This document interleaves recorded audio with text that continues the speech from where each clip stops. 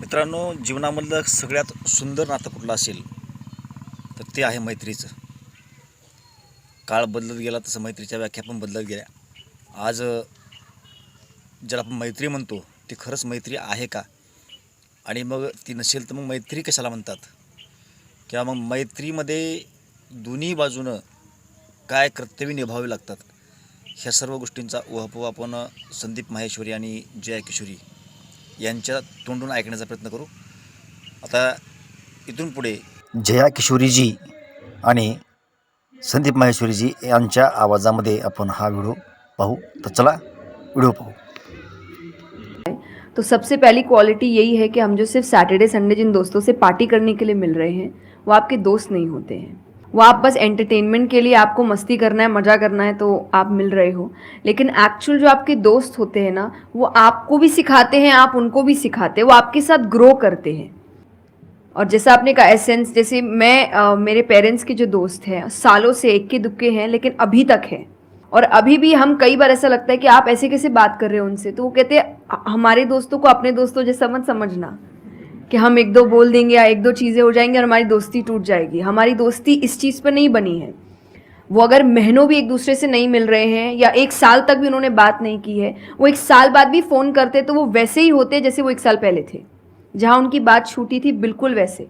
तो सबसे पहली चीज़ कि यही कि ज़रूरी नहीं है आपको अपने दोस्तों से हर एक इंटरवल में मिलना है तभी आपकी दोस्ती कायम रह सकती है.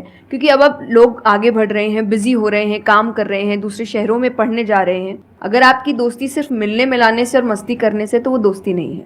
तो ये सबसे पहली चीज़ है कि जो आपको आपके सिचुएशन को समझे, वाइस वर्सा आप उसके सिचुएशन को समझिए कि दोस्ती है पर ज़िंदगी भी है, काम भी है, मेहनत भी है, परिवार भी है. सबसे बड़ी तपस्या, सबसे बड़ा तप मैं कहती हूँ गृहस्थ जीवन ही है. Thank you for the compliment. उसमें आपको इतना कुछ करना पड़ता है, वो एक सिचुएशन को समझना ज़रूरी है. दूसरा, आजकल जो एक ट्रेंड बन चुका है कि फ्रेंड्स सपोर्टिव होने चाहिए.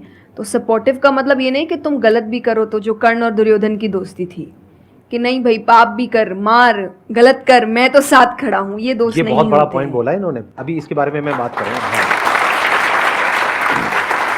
ये दोस्त नहीं होते हैं. दोस्त आपको आपके पास खड़े रहेंगे सपोर्ट में, लेकिन ये हर वक्त बताएंगे कि तुम गलत हो, तुम गलत कर रहे हो, इसकी सज़ा मिलेगी. तो ये सच्चे दोस्त होते हैं. तो आप या तो कहते हैं ना कि कृष्ण जैसे दोस्त बनो, खुद ही बनो. बात यहीं आती है, कृष्ण जैसे ढूंढने से पहले कृष्ण जैसे दोस्त बनो कि जो हर वक्त बताने. कृष्ण कभी अलग नहीं हुए अर्जुन से. जब वो कहने लगा कि मैं नहीं लड़ सकता, ये नहीं, उन्होंने उस वक्त बहुत डांटा कि क्षत्रिय है, ये तरीका है बात करने का, ऐसे बोलते हैं तो इतना बड़ा महाबाहु है, बड़े बड़े नाम बताए, याद दिलाया कि तुम कितने अच्छे हो. तो सबसे बड़ा दोस्त का आई थिंक क्वालिटी यही है जो सपोर्टिव है लेकिन गलत चीज़ों में नहीं है. वो हर वक्त सही के लिए आपके पास खड़े हैं. और तीसरा जो मैं सबसे अच्छा कहती हूँ कि आपकी और उनकी मेंटालिटी मैच होनी चाहिए. आपको ये समझना है कि अगर मेंटालिटी एक नहीं होगी तो भले ही आप अपने पेरेंट्स को कितना ही कह ले कि हम कुछ नहीं करेंगे, अरे हम तो सिर्फ घूम रहे हैं, अरे हम वैसा कुछ नहीं करेंगे, करोगे एक ना एक दिन ज़रूर करोगे. क्योंकि ये ह्यूमन नेचर है.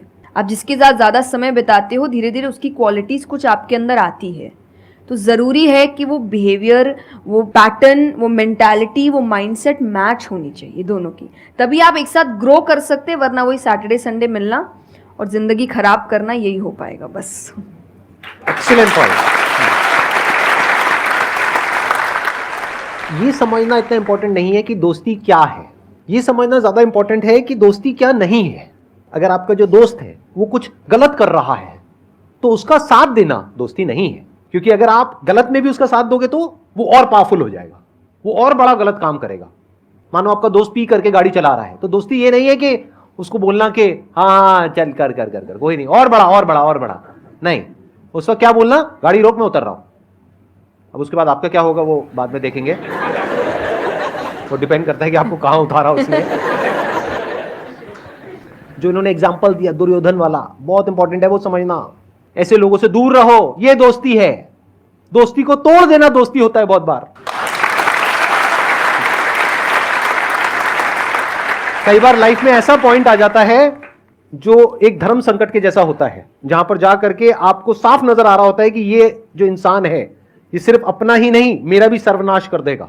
ऐसे लोगों को छोड़ देना दोस्ती है। फिर अगर उसके अंदर इंसानियत वापस से जागती है तो वापस से वो अगर आपके पास में आता है तो ठीक है, नहीं आता है तो कोई बात नहीं, छोड़ दो ऐसे दोस्त को। तो बड़े ध्यान से चुनना अपने जो दोस्त हैं। जो इन्होंने कहा संगति बहुत इंपॉर्टेंट है लाइफ में, इसीलिए पहले के जमाने में सत्संग की इतनी वैल्यू होती थी। हर घर में एक सत्संग हॉल होता था एक जमाने में। आज जैसे हम सत्संग का नाम सुनते हैं हमारे माइंड में कुछ और ही आने लग जाता है। सत्संग मतलब सत्य के संग। सत्य मतलब वही जो इन्होंने कहा कि जब कोई सही रास्ते पे चल रहा है तो उसका साथ देना, और कोई झूठ के रास्ते पे चल रहा है, कोई गलत काम कर रहा है तो उसका साथ छोड़ देना। तो सत्य के साथ रहना, वो लोग जो सत्य बोलते हैं, वो लोग जो सत्य की राह पे चल रहे हैं, वो लोग जो धर्म की राह पे चल रहे हैं। ये वर्ड सुनने में आपको थोड़े से पुराने लगेंगे, लेकिन अगर इसकी डेप्थ को आप समझोगे तो अंदर से आप समझ पाओगे कि मैं क्या बोल रहा हूं, किस लेवल से बोल रहा हूं।